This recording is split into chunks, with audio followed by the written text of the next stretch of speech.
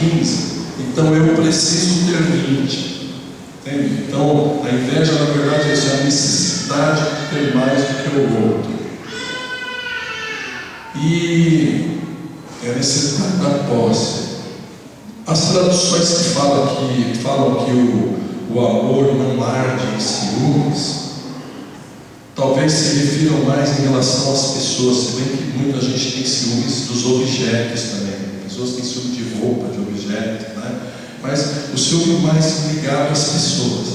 Obviamente que nós temos ciúmes das pessoas. Quem ama tem ciúme. Já ouviram falar isso? Lógico.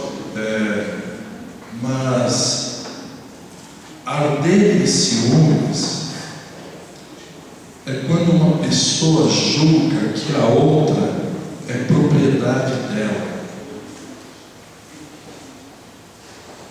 Sabe aquele ciúme doentio em que uma mulher faz da vida do marido um inferno, ou vice-versa?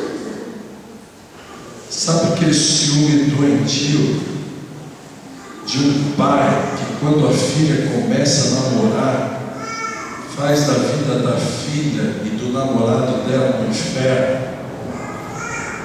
Ou quando o filho começa a namorar, a mãe ciumenta faz da vida do filho da...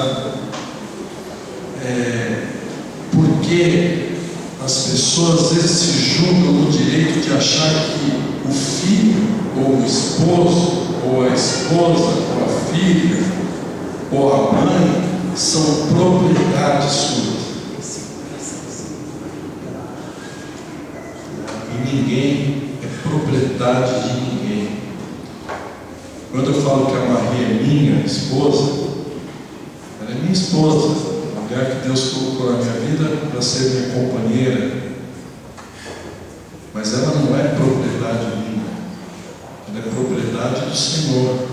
Deus colocou ela na minha vida para eu cuidar dela, e a mesma coisa as minhas filhas. Então eu não posso arder em ciúmes ao ponto de não deixar que ela se mova, ao ponto de anular a vontade dela, a vida dela, a individualidade dela. E às vezes isso acontece na família, às vezes acontece isso na igreja. Pessoas querendo monopolizar pessoas. Não, mas você é minha amiga, você é meu amigo, você é minha irmã, você é minha filha. Não, ninguém é de ninguém. Salmo 24, verso 1 diz que do Senhor é a terra e tudo, do Senhor é os céus e a terra e tudo que neles habita. Ou seja, todos que neles habitam. Tudo e todos são do Senhor, propriedade do Senhor. As pessoas estão nas nossas vidas apenas para nós amarmos, para nós respeitarmos, cuidarmos, para nos relacionarmos em amor. Mas nós não somos donos de ninguém. Então, se você arde em ciúmes, isso não é amor, é qualquer outra coisa, menos amor. Quem tem esse problema de ciúme excessivo deve rever isso, deve pedir a Deus que ajude a deixar isso, porque isso traz muito problema dentro de uma família cristã, dentro da igreja. Então, o amor não inveja, não arde em ciúme, não se vangloria, não se orgulha. O amor não maltrata, obviamente. Já citei uma vez, mas aí porque não adianta o marido chegar em casa e falar: mulher, eu te amo. Aí ele bate nela. O amor não maltrata, xinga a mulher.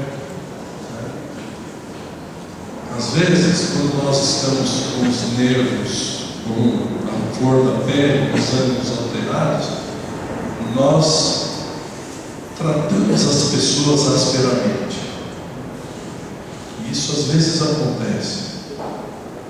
Mas, como cristãos, quando isso acontecer, nós devemos perceber e nos retratar. Nos retratar. Ninguém está isento de, uma hora ou outra, tratar com aspereza uma outra pessoa.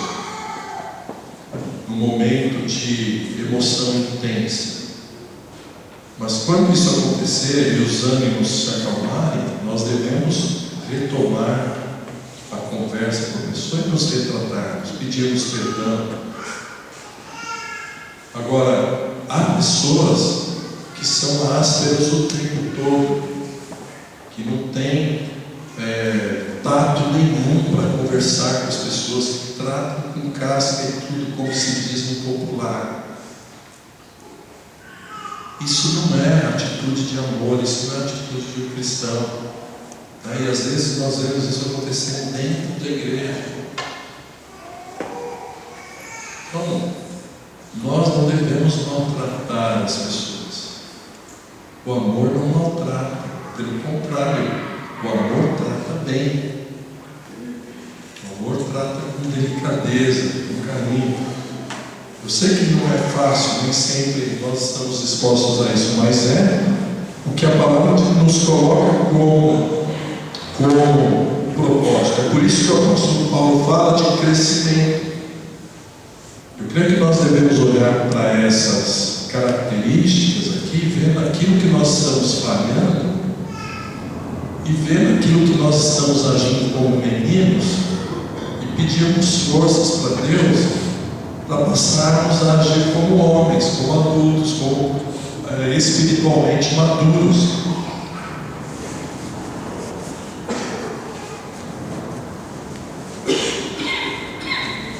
Desculpa. Porque eu creio que em algumas dessas áreas nós temos algumas fraquezas. E a palavra de Deus ela vem justamente para nos ajudar a mudar aquilo que está errado na nossa vida. O amor não procura os seus interesses.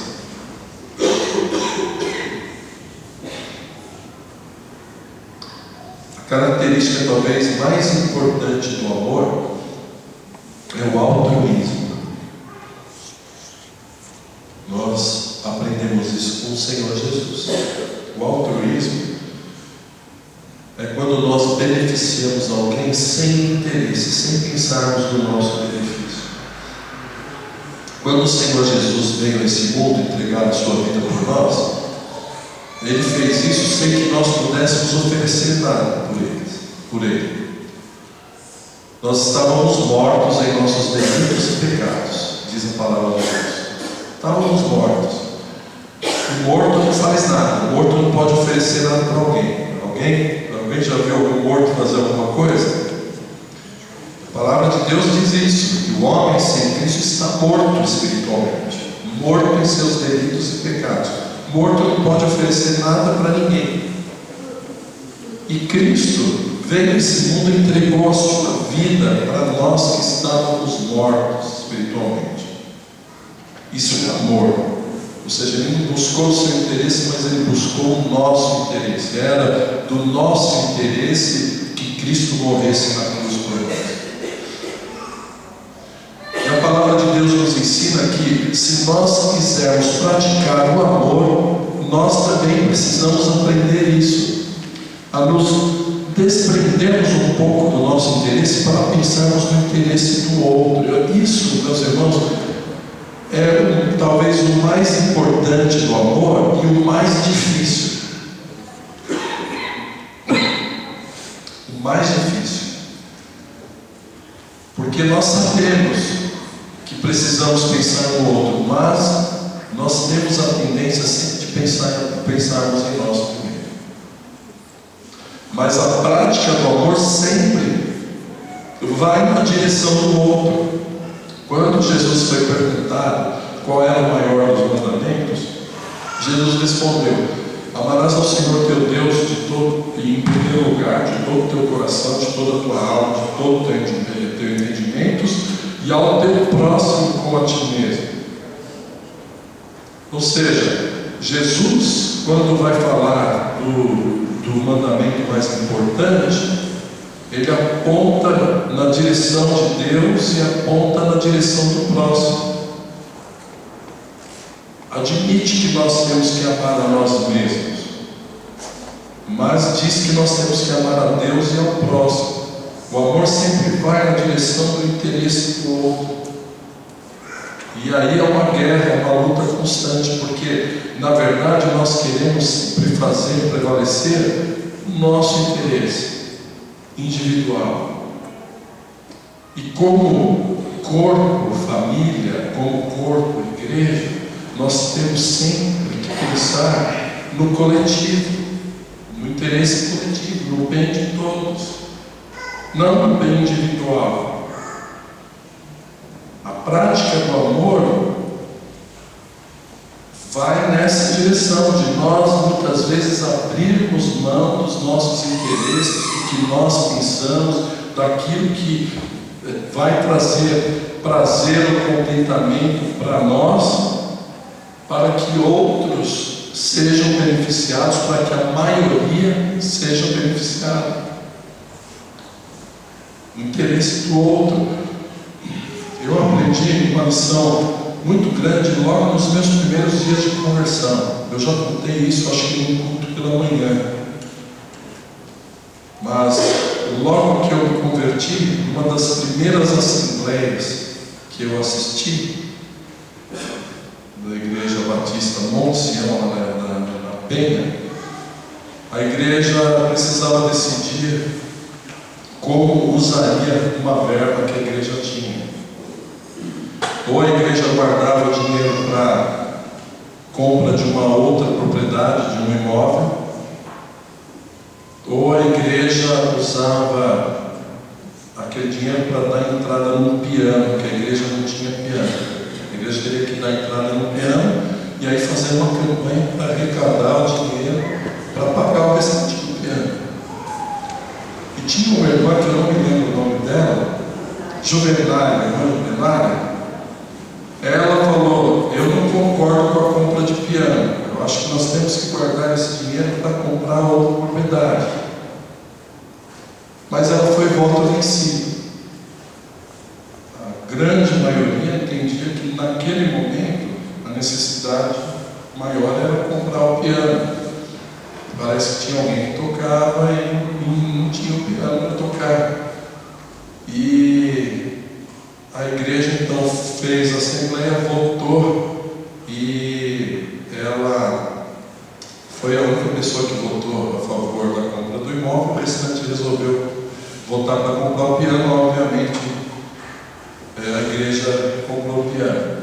Mas interessante que naquela mesma assembleia ela falou: eu não concordava com a compra do piano, mas já que a igreja entende que é o melhor para a igreja, eu quero dar tanto de oferta. A primeira oferta vai ser minha. Eu quero dar tanto de oferta para ajudar na compra do piano.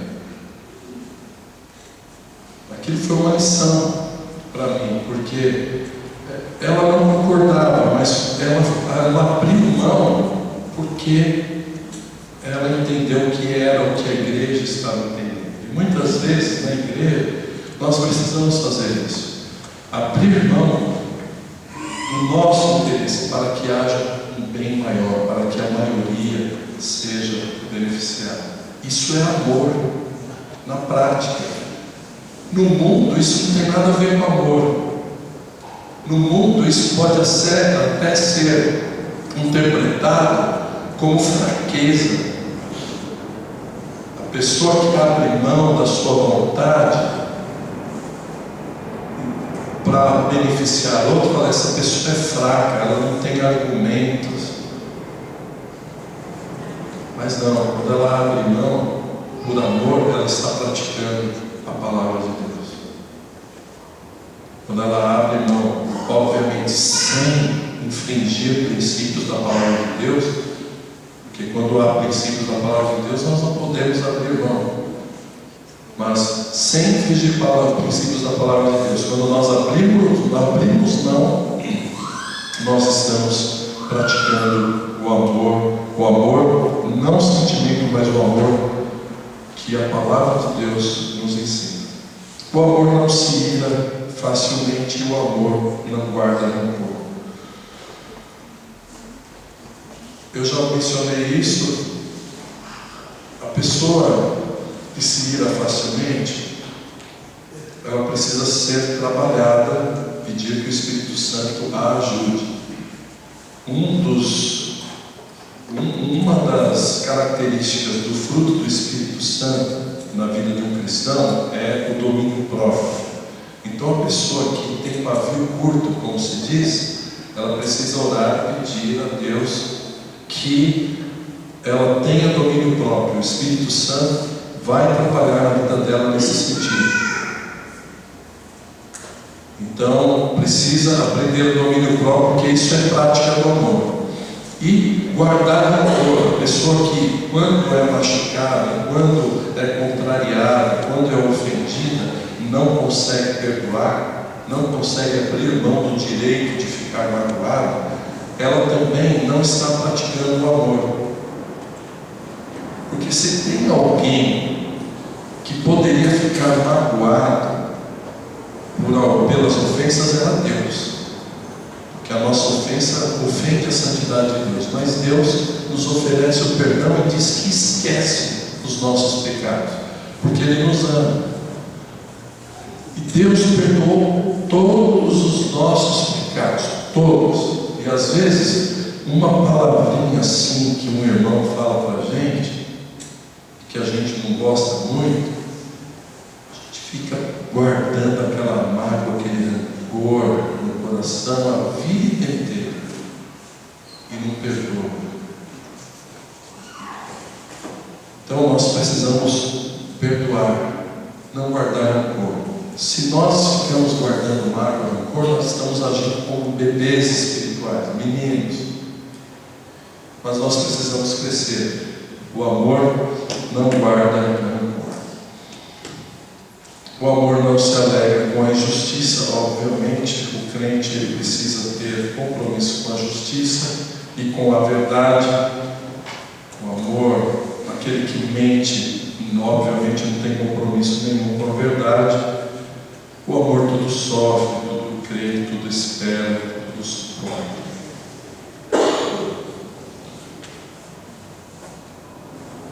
O amor tudo sofre, tudo crê, porque muitas vezes nós precisamos sofrer, esperar, para que as coisas aconteçam na vida das pessoas que nós amamos. Quantas vezes nós sabemos de pessoas que oram, esperam, sofrem pela conversão de um marido, pela conversão de um filho que está nas drogas, pela conversão de uma pessoa que está no mundo fazendo coisas erradas, às vezes até na prisão. A pessoa que ama, espera, sofre, mas não desiste. Ela crê, ela continua crendo. Isso é uma prova de amor. Já ouviram aquela expressão? Essa pessoa não tem mais jeito? Isso aí nem Deus dá jeito. Não tem prova maior de incredulidade, né? Do que você falar que nem Deus dá jeito numa pessoa. Mas não, o amor tudo crê, sempre confia, tudo espera e suporta por amor. E o amor nunca perece, o amor nunca cai.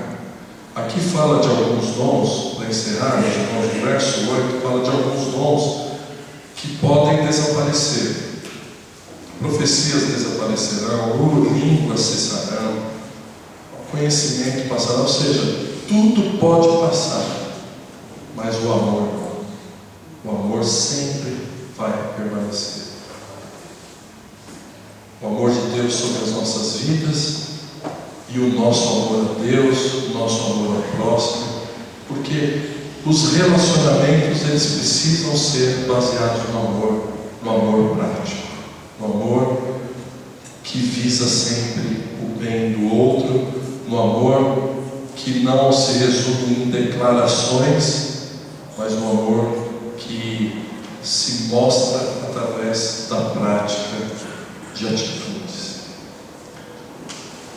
Eu creio, meus irmãos, que Se isso for colocado em prática na vida da nossa família, na vida das famílias da nossa igreja, haverá restauração. As famílias precisam de restauração em seus relacionamentos. Há pais magoados com filhos, filhos magoados com pais, cônjuges magoados entre si, há irmãos da igreja magoados uns com os outros. E quando há mágoas, quando há divergências, quando há problemas, é porque está faltando amor. Se nós praticarmos o que a palavra de Deus nos mostra, o que é o verdadeiro amor,